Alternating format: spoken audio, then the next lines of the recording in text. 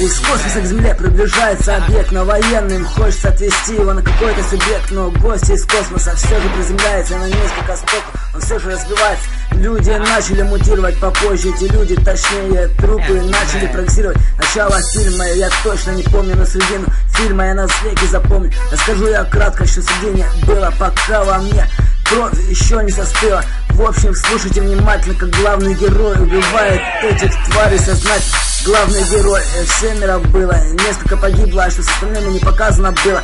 Может быть, их порубало на мясо, хотя кто знает. Для меня главный герой был Брэд Питт, но для фильма поставлю я полный ответ. Он тянет на твердую семерку, хотя похуй, поздравления режиссеру. Фильм «Микроб» вообще охуительный, кому-то не очень, а кому-то восхитительный. Там присутствует стрельба, кишки и кровь. Что еще нужно? Вообще пиздец, скажите, народ. Фильм для меня вообще потрясающий. Зомби пожирают людей, охерительно, кровь везде, трупы лежат. Но что же проведешь, микробы нажат.